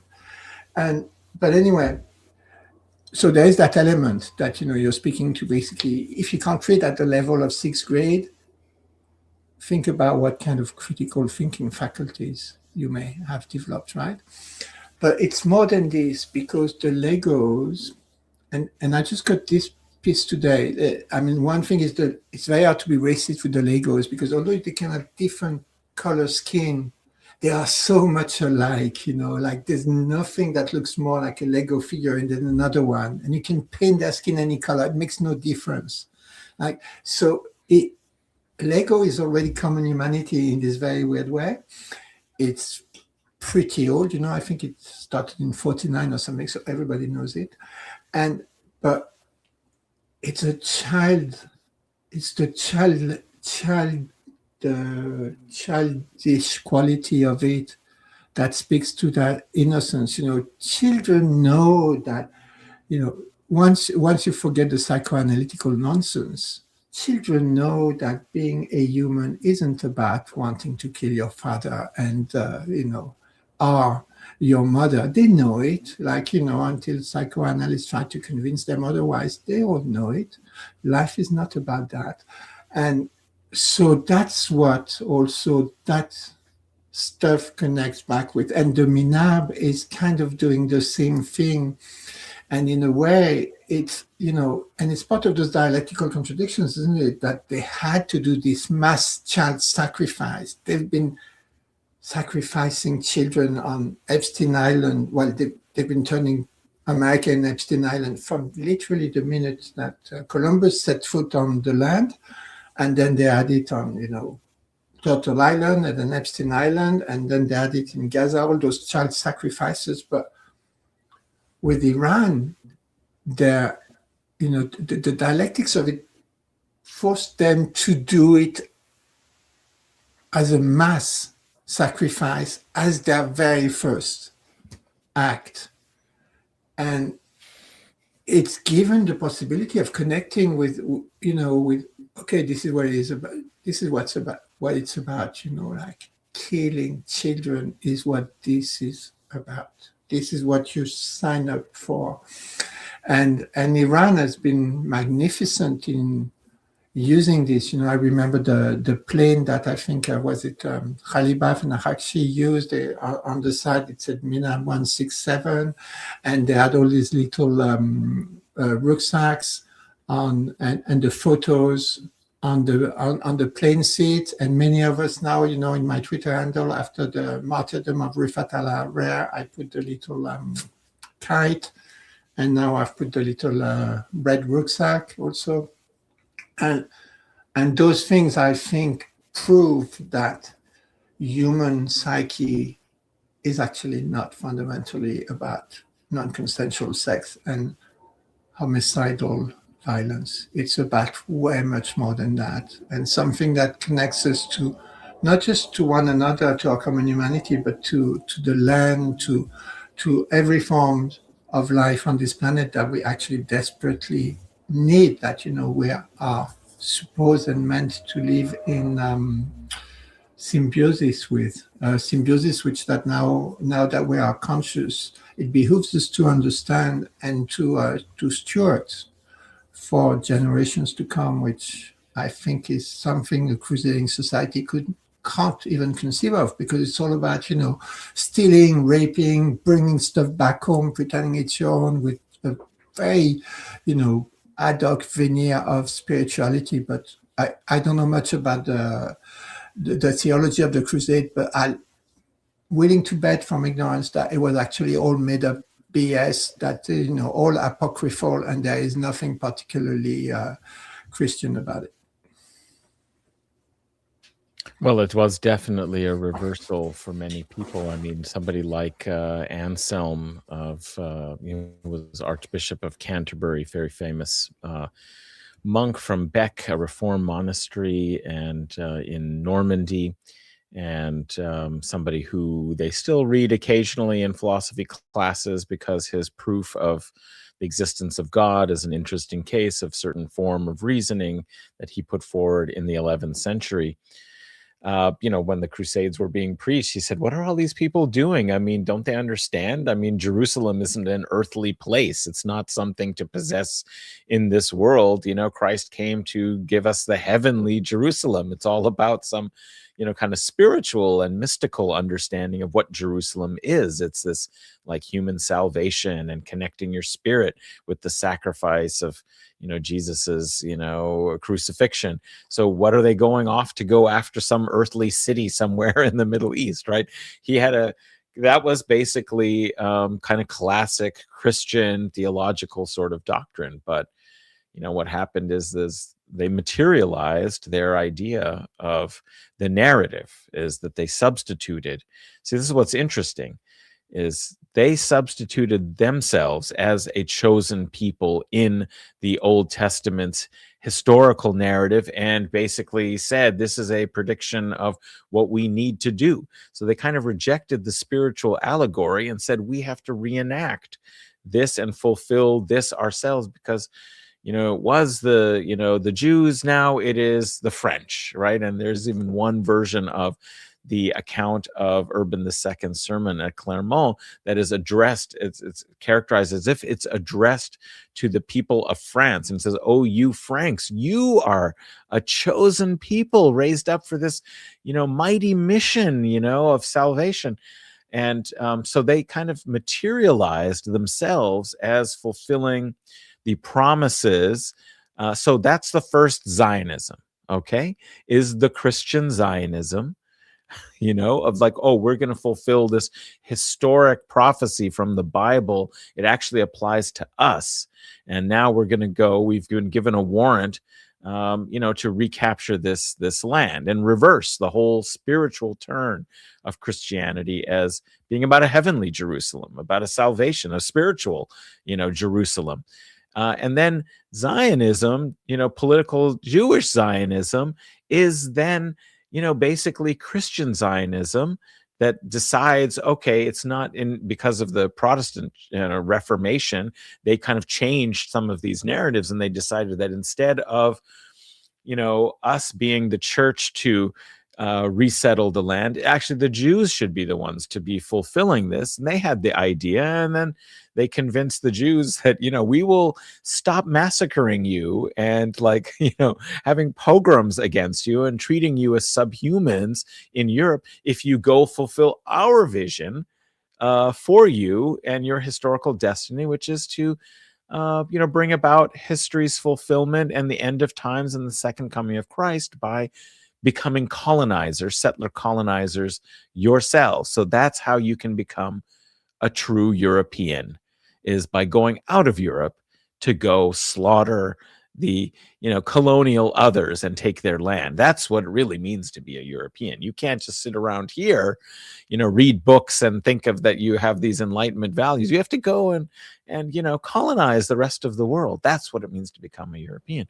And so if you think about it, this genocide against the people of Palestine, this genocide against the Muslim as a kind of crusader, violence. So the whole structuring of the crusade is we slaughter the Jews within because they are allies of the great enemy, the Muslims without. And how do you become part of Europe? If you're Spain and you have 800 years of mixed society where there were Muslims and Jews living there, the way you can become part of Europe and resolve your status is you forcibly convert and genocide the religious others. Especially you have to get rid of the Muslims. That's how you can then be part of Europe, right? So this is that and Eurovision, of course. Yeah, well, I mean, then we come back to the aesthetics question. And I'm not sure, one would want to frame Eurovision within any form of aesthetics, but it is definitely, a question there. I'm sorry for trolling your amazing historical analysis that, the undefeated chat is saying that they've missed so much. And well, I don't know. I blame autism, basically. the crusading, definitely there's always a space for that. I mean, you had said, and somebody actually in the chat had said something quite, useful, which struck a chord with me because in fact it was directly related. They said, this crusading society could have led to the, colonization in the New World. Yes, in fact, exactly that's the case. And I just completed an article over the last couple of weeks while I've been traveling and so on, with colleagues who are working on New Zealand and Maori, the case of the, genocide against the Maori in New Zealand, and thinking of it as a form of crusader colonialism that was extended to Oceania. And I think there is really something to this. So I appreciate your endorsement, Benji, saying that you think the crusading society is a helpful formulation, partly because it does reintegrate some, just like the Istikbar Empire, it does reintegrate some sense of the ideological and the cultural along with the material extraction of empire. And it's important for us to recognize that, because that's why we appreciate the cultural forms, the religious forms in which the resistance has taken shape and expresses itself in this historical moment. And I feel like some quarters of the left that want to ignore that and don't want to validate that are missing that resistance takes specific forms according to the people who are resisting and the occupier and colonizer they are facing. It emerges out of that. In just the same way, the Palestinians say, don't blame us for who our oppressors are. It's not our fault that they are the oppressed of Europe, who then tried to solve their problem by becoming colonizers and oppressors of us. That's not our fault that we are confronting this Jewish Zionist, project, right? That's not they didn't choose who is going to be their colonizer, and that they have some specific animosity towards, Jews. It's like, well, those are the people who, without their choice of who they wanted to face as their, dispossessors, they're the people who are genociding them, who are taking their land. I mean, that was somebody else's decision about it. You can't blame them. So when the left, puts some distance or raises these concerns and questions about, well, we cannot identify with the resistance, Islamic resistance, because they're religious, etc. This is a product of the historical circumstances that we're in, and people use the resources spiritually, religiously, culturally, geographically, materially that are available to them and that they have in their authentic culture. And so that's another thing I really appreciated about, Asia's wonderful series here, is that it is, reminding, and it is wonderful to see through your eyes. And I see that many people in the chat also really appreciated this as well. Asia, is your sharing your reconnecting to this. This is something that's attractive about your heritage and background, this demand and this brave and courageous standing for justice. We should all look in our cultures, in our past, for where we have moments of that and reconnect with those, So this is like a wonderful act of reconnection with what's good about, Iranian history, tradition, their religious culture. And we saw so many of those videos, and we've remarked on it many times that, you have women, and you really talked about this a lot, in particular, women, whether they're wearing hijab or not, just having these, really sincere and intimate kind of friendship, a kind of political friendship and solidarity that brings them together in what you were calling this decolonial love. That's something very authentic and very real that we can appreciate through the lens of looking at this the aesthetics of these women. I think very consciously. I think also they are very conscious of the stereotypes about them, and they are targeting them in a very direct sort of way. It's very important to recognize this, I think. And it's one thing that people have appreciated very much in this series, I think. Thank you. Yeah. Well, I would like to just give you a chance for any, kind of wrapping up reflections about, what this moment, has meant to you, why you wanted to do this series, and what you think going forward you want people to take away from it. And hopefully maybe you'll do more like this. This was a 4-part series, but hopefully you'll find other kind of artistic ways to engage and intervene in what I think has to happen. You have to have a culture of resistance. Like, resistance isn't going to sustain itself just on the pure force of the demand of justice. It needs self-sustaining resources. A culture of resistance has to be built that helps people, guides them, gives them those resources to keep them creating. So that's the role that art can perhaps potentially play in such a moment of building solidarity. Yeah, I hope so. I think I don't know. I just really appreciate everyone who has watched it and engaged with it. And thank you so much for inviting me on to talk about it. It was like very last minute, but I'm glad we really appreciate that. We didn't give you a lot of time. No, it's great. It's good for me to like practice, talking about these things on like live, because I tend to just put it out there and then like hide away.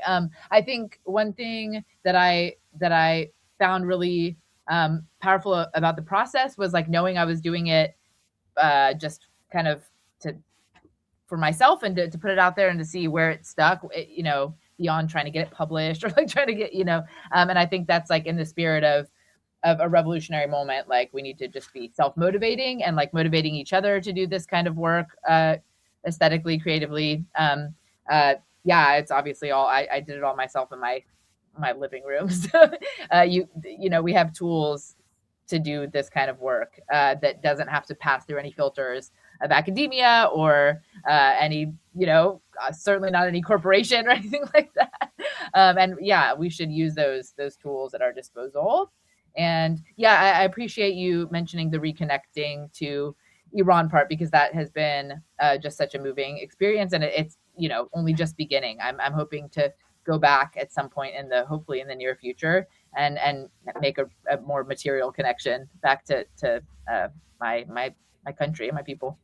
Yeah, it's been amazing to see how many people have felt called in the midst of war to want to go back. Like, I saw some videos of people early on within the first week and a half who had come from Germany, from Europe, and people were asking them, like, why did you come? It's during war. So this one woman just said, I felt like I had to be here with my people. Like, so it has been an awakening and a call, as much as the diaspora, some quarters and factions within the diaspora have participated in the most vile ways of encouraging war on their own country. It has had the opposite effect for so many other people, that it's very dangerous. There's a war going on, but they feel that they would rather be there with their people under risk, under fire, than safely away, but suffering the pain of knowing that their country is going through. But even also, I think that's more than just the empathy of the pain. What would be the most exciting place to be right now if you want to confront the empire? It's like it's happening right there with millions of people joining you. Like, that is just so powerful and attractive. And it's why, I think, we have to have this kind of solidarity. Yeah. I think there's something very striking, and I remember my first experience of it was having the conversation with David Yagobian on Resistance is Fertile, and by the end of it, I just wanted to take the first plane out to Iran.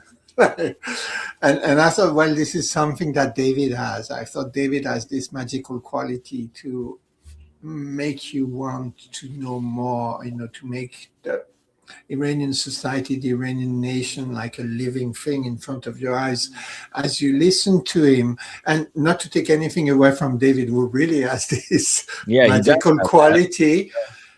It's not just him. Like, the people from Explosive Media just watching their videos, Asia, exactly the same effect, listening to the interviews with Elie, Dohati, many people from Iran. And hearing this story, normally when there's a war going on, everybody wants to get the hell out of the place. Who wants to get killed? That's crazy. But the stories from everywhere. I was listening to a program on China recently, and how China has actually changed the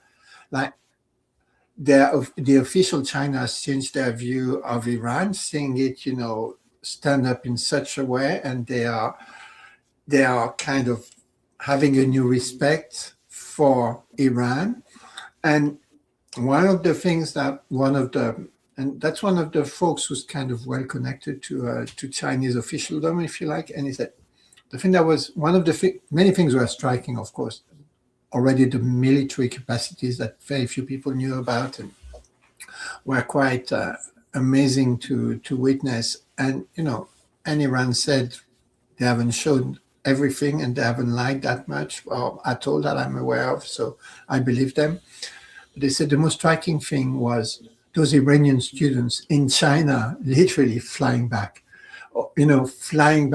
to be there. And speaking of dialectical inversions again, it's very strange. People flock, but not, and Helie, I remember she was the first to give a voice to that in one of her short videos where she said, I just had to be there. And our friend Navid, the same, was in Pakistan with assistant professorship and went back. And like that inversion of, everybody wants to flock where you could get killed, but you want to be there to be with your nation, even not as a fighter, just to be there, to share in that moment of community of being inside your social nature or reconnecting with it. If you've had the fate, I don't want to qualify it positively or negatively, of you were born in Tehran, but then being taken away from there and raised in that very weird place that we call the West, right? And there was also we spoke about it in one of the early episodes, but that's very strong. Like, this is the empire of death. This is literally a life extinguishing machine. We all know that if we don't stop it, it will put an end to human life and to natural life. And it's their project. They want to transition out of humanity and F off out of Earth to go and colonize Mars or wherever else, And Iran, with its concept of martyrdom, with its very clear concept of the transcendence of what you do here on Earth for something other, which was also, part of what animated a lot of the socialist, revolutionary, communist movement, that you don't just do it for yourself or for your, for your children or your family. You do it because you conceive of yourself as part of humanity, and humanity can move to a higher level, and especially for us in the West, we can actually become civilized. Like the promise of communism to us Westoids is that civilization is actually a possibility. We don't need to stay this unwashed, disgusting band of homicidal rapists.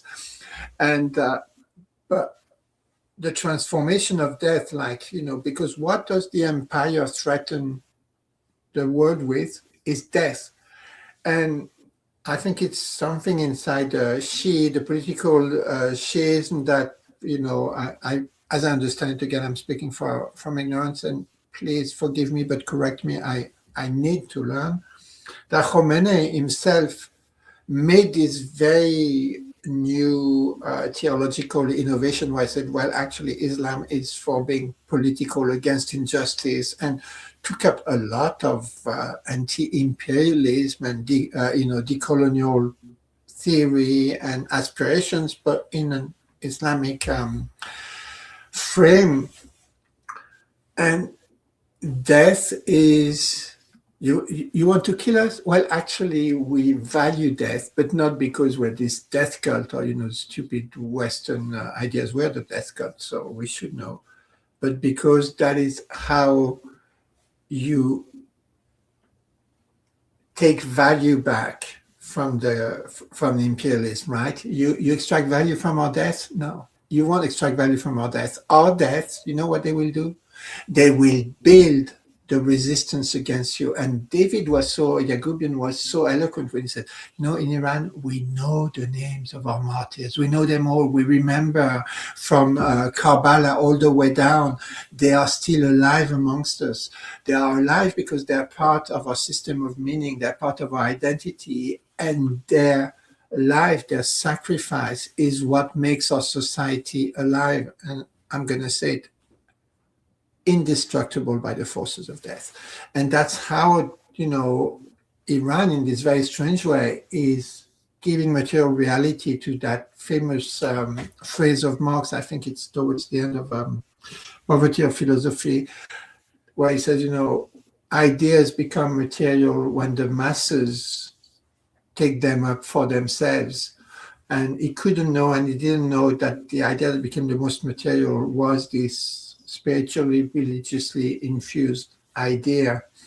And again, final dialectical inversion is we all say when the US attacked Iran, but in fact, what the US did, I call it suicide by axis of resistance, but it triggered the greatest, and I believe the final, although it's a war of attrition, so it will take the time it will take, and it's not for us to say, but the final anti-colonial counter-offensive that will put an end to the 500 years of global effery on the part of my ancestor and my society, which it is high time to civilize, and that's our job. It's not the responsibility of our targets. Well, that is a rousing call upon which to conclude. All I can say is, Ameen, inshallah, Benji. Let's hope this is the, transformation of the world, the end of this death cult of an empire, and the beginning of, a new civilization, genuine civilization. I mean, this is the last part of Fanon's Wretched of the Earth, he says, and that was years ago, wrote that in the early 1960s as he was dying from cancer himself, suffering greatly. He wanted to give one last very hopeful call for humanity to put away this so-called Western civilization, this humanism that was anti-human, and actually build a real humanism based on the true universality of the human, not a projection, of one culture's very restrictive, supremacist view. So that's what we have to hope for. That's why we do what we're doing, having these discussions to encourage us, to give us, greater commitment, to build a sense of community. And that's why you do the art that you do, Asya, is to make a difference, to make a contribution in this way to revolutionary humanity. Mosaic art. So we so much appreciate you coming and talking on short notice. I do want to emphasize that. So we really appreciate being able to have you. And we wanted to do something a little different with this episode. I'm so glad to be back, with you all. I've missed this community and the interactions. And I appreciate all the people who've been in the chat, many of whom have expressed such appreciation for this conversation and the work that you're doing, Asya. So, let's look forward to more of this, and we'll definitely hope to have you back on again in the near future. And so I just want to thank everyone for being here, and wish everyone peace with justice and solidarity to you all. Yeah, thank you very much, Asia. And as we traditionally conclude with free Palestine and swifter victory to the free people of the world, their own attritional rhythm, of course. Thank you both so much, and thank everyone in the chat. And I really, really, really had a great time. Yeah, thanks. Wonderful. Bismillah ar-Rahman ar-Rahim.